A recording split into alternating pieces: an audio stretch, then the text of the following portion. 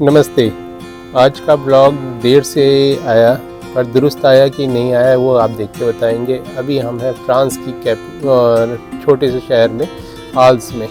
ये वहाँ का सिटी टूर के लिए व्हीकल है, इसको आप यूज़ कर सकते हैं और वहाँ पे इस टाइप का कुछ ब्रेकफास्ट मिलता है। ये है टाउन हॉल और आल्स फेमस है अपने आर्ट के लिए। यहाँ पे थी फ़ोटो एग्जीबिशन और ये कैथोलिक चर्च है जिसके अंदर फ़ोटो एग्जीबिशन लगी थी। इसको देखने के लिए हम पहुँचे।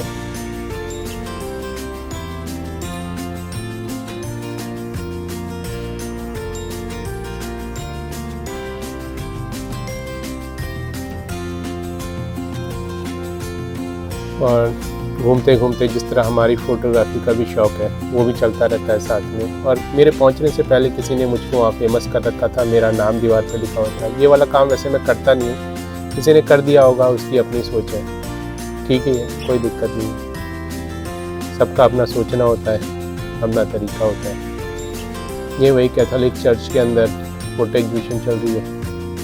यहाँ पर अधिकतर इन कामों के लिए कैथोलिक चर्च यूज़ किए जाते हैं। और मुझे ये स्ट्रीट लाइट्स बहुत अच्छी लगती हैं, डिफरेंट स्टाइल में होती हैं। जैसे ये चेन से बांध रखी है, बीच रोड पे टांगा हुआ है इसको। और ये अभी आप देख रहे हैं एरिया, एक फेमस पेंटर थे वैन गाग, ये कल्चर सेंटर है वहाँ का, उसके अंदर की फ़ोटोग्राफ्स हैं। वैन गाग ने अपने अंतिम जीवन के अंत के 1 साल यहाँ पे गुजारा था, जिसमें उन्होंने 200 कैनवस पेंटिंग बनाई थी।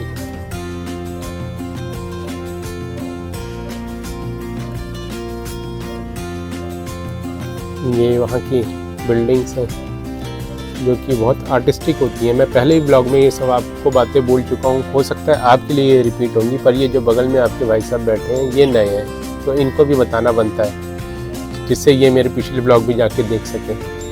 ये वहाँ की गलियाँ हैं, सब साफ़ सुथरी होती हैं। अगर आप थक गए तो वहाँ पे ही बैठ सकते हैं, कोई दिक्कत नहीं है। और इस खिड़की को आप देख के समझ सकते हैं कि कितनी मोटी दीवारें होती हैं ये चर्च की और अधिकतर बिल्डिंग्स की। अब हमारी टेक्नोलॉजी एडवांस हो गई है और दीवारें पतली होती गई हैं, और जो कि कुछ सालों में बिल्डिंग्स टूट जाती हैं।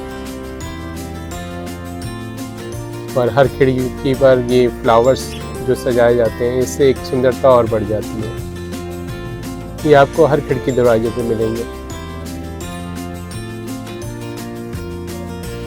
ये वहाँ की एक और गली,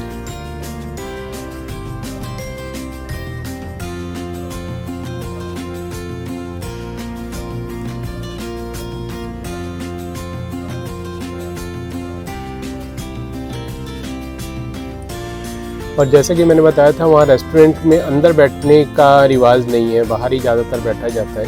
अच्छा भी लगता है क्योंकि धूल मिट्टी नहीं है, डस्ट नहीं है, तो आप आराम से कहीं पे बैठ के खा पी सकते हैं। और ये वहाँ का प्याऊ है जहाँ पे लोग पानी वगैरह पीते हैं। इतना अच्छा मैनेज किया रहता है कि जो पानी गिरता है वो भी बुरा नहीं लगता वहाँ देख करके।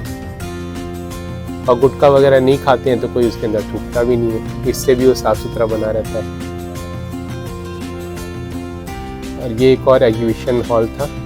जैसे मैंने पिछले ब्लॉग में बताया था कि एग्जीबिशन होनी चाहिए कुछ खंडर वाले एरिया में, बहुत सुंदर नहीं होनी चाहिए जगह, जहाँ लोग जाएं तो फोटोग्राफ्स देखें, ऐसा ना हो इस बिल्डिंग को ही देखें केवल। तो ये मेरा फार्मूला यहाँ पे सेट हो गया जो मैंने पहले आपको बताया था।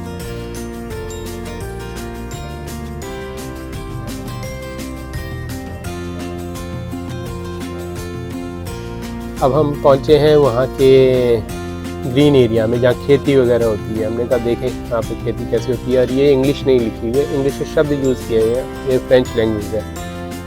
यूरोप में घूमने के लिए यही प्रॉब्लम होती है कि आप वहाँ प्रोनाउंसिएशन नहीं कर सकते कि क्या लिखा हुआ है। वर्ड तो लिखे रहेंगे पर बोल नहीं पाएंगे, तो पूछ भी नहीं सकते किसी से कि मैं कहाँ पे हूँ और आपको वो पिकअप करने कहाँ पे आए। जो खेतों का एरिया होता है सेम इंडिया के तरह ही होता है, वो बहुत ज़्यादा कोई डिफरेंस नहीं है। बट ये फ़ोटो मैंने इसलिए क्लिक किया कि आप देख के समझ सकते हैं कि वहाँ के खेत और यहाँ के खेतों में क्या डिफरेंस है।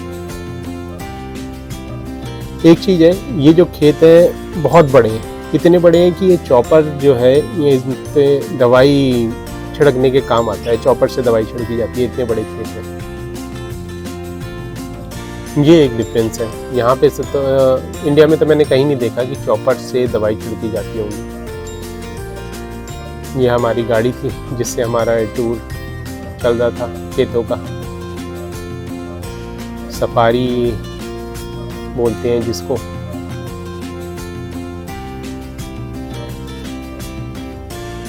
और ये है इधर का मैप जहाँ भी मैं पहुँच रखा हूँ खेतों के बीच में। ये रेस कोर्स है इनका नाम है रिचर्ड। इन्होंने फ्रांस में चावल की खेती स्टार्ट की थी और इनके नाम से एक वाइन भी आती है जो सौंफ से बनी होती है, उसका नाम है रिकार्ड। ये नेचुरल घर मुझे बहुत अच्छे लगते हैं, ये हट टाइप के बने हुए। ये सेम मटेरियल हमारे गांव वगैरह में यूज़ होता है पर वहाँ इतनी अच्छी फिनिशिंग नहीं होती है, यहाँ पे फिनिशिंग के साथ में था।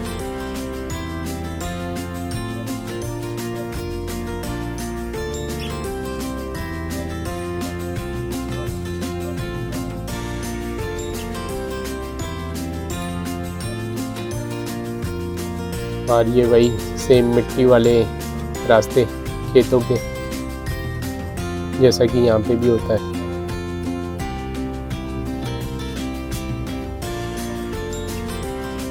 यहाँ का एक अपना अलग मजा है खेतों के बीच में, ग्रीन एरिया, कोई शोर शराबा नहीं, कोई पॉल्यूशन नहीं। पूरे यूरोप में तो मुझे खैर कहीं पॉल्यूशन नहीं दिखा, चाहे वो खेत हो या शहर हो। थोड़े इंडिया की बात अलग है, बुरा नहीं बोलूँगा पर क्या करें, यहाँ पॉपुलेशन ज़्यादा है, हो जाता है।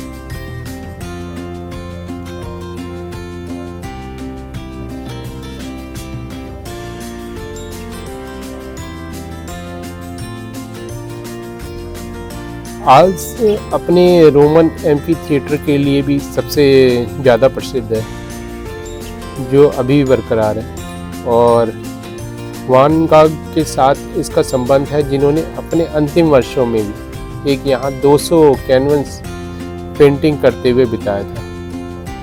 अच्छा, ये है यहाँ के सेब का बगीचा, बहुत सारे सेब लगे हैं, गिरे भी हैं पर वो कोई उठाता नहीं है, यहाँ पर किसी का सामान कोई छूता नहीं है। ये है काउबॉय, चरवाहे जो वहाँ के जानवर वगैरह को देखभाल करते हैं। ये सब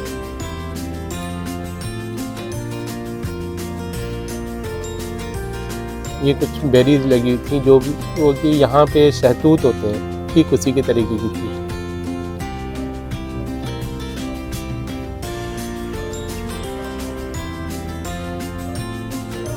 अब हम पहुँच गए हैं एम्फी थिएटर जिसके लिए आज फेमस है। यहाँ पे ग्लैडिएटर्स की फाइट होती थी। इसकी दीवारें इतनी मोटी हैं जो आपने देखा होगा भी एंट्री वाले सीन में, और उसी दीवारों में ही सीटिंग का अरेंजमेंट है। वहाँ पे भी ऐसे घूम घूम के मूंगफली जैसे यहाँ पे बेची जाती है, ठीक वैसे ही वहाँ पे भी ये चिप्स वगैरह बेचे जाते हैं। और ये एक नाटक होता है, ग्लैडिएटर्स की फाइट होती है। ये जैसे पहले फाइटर होते थे ग्लैडिएटर्स, उस टाइम पे तो तब तक फाइट चलती थी जब तक सामने वाला जो कॉम्पिटिटर था वो हार नहीं जाता था या मर नहीं जाता था। अभी ये इसी चीज़ को शो करते हैं, जैसे हमारे यहाँ अभी भी रामलीला चलती है और दिखाया जाता है पहले की बातें, सेम वैसे ही है ग्लैडिएटर की फाइट। ये लगभग 20 मिनट का शो होता है और इसके बाद हम पहुँचे हैं समुद्र किनारे जहाँ पे हमको काफ़ी टाइम बिताना था। यहाँ पे हमने सोचा कि करेंगे सनसेट फोटोग्राफी। टाइम से पहुँच गए थे हम यहाँ पे।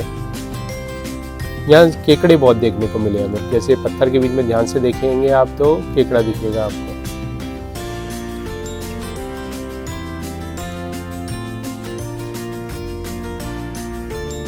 अब इस टाइम पे एक प्रॉब्लम हो गई। जब ये सनसेट होने वाला था तो हमने देखा कि जो सूरज है वो पानी में नहीं डूब रहा है। पानी के किनारे एक तट बना हुआ है, उस पर डूब रहा है। पर अब हमारे पास अब कोई ऑप्शन नहीं था, तो अब इसी की फ़ोटोग्राफी हमने स्टार्ट की।